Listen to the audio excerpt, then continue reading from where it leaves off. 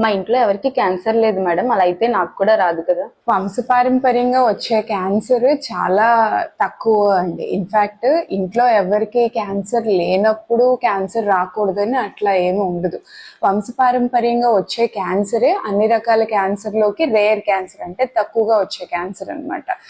So మీ life style బట్టి, మీ పొగ తాగే అలవాటు ఉందా లేదా, మందు తాగే అలవాటు ఉందా లేదా, ఇలాంటి వాటి బట్టి కూడా క్యాన్సర్ ఎక్కువగా డిటర్మైన్ అవుతుంది.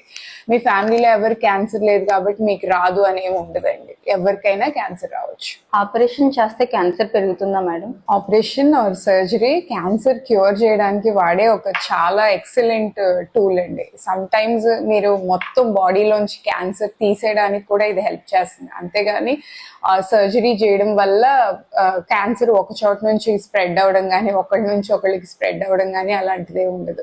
అలా ఉంటే క్యాన్సర్ సర్జన్సే ఎవరు ఉండరు. పెద్దవాళ్ళకి క్యాన్సర్ వస్తుంది కదా మేడం? క్యాన్సర్ ఏ వయసులో ఉన్న వాళ్ళకైనా రావచ్చండి. అట్లా పెద్దవాళ్ళకే వస్తుందని ఏమి ఉండదు. బట్ ఏంటంటే వయసు పెరిగే కొద్దీ క్యాన్సర్ పెరిగే రిస్క్ ఎక్కువ అవుతుంది. అందువల్లే స్క్రీనింగ్ ప్రోగ్రామ్స్ అన్ని, అంటే క్యాన్సర్ ఎర్లీ స్టేజ్ లో కనిపెట్టడానికి వాడే ప్రోగ్రామ్స్ అన్ని కూడా కొంచెం పెద్దవాళ్ళలో చేస్తాం. అలాగని చిన్న వయసులో రాదని, మీకు ఏదైనా గడ్డ లాంటివి తెలిస్తే డాక్టర్ దగ్గరికి రాకుండా ఉండడం అలాంటివి ఏమీ చేయొద్దు.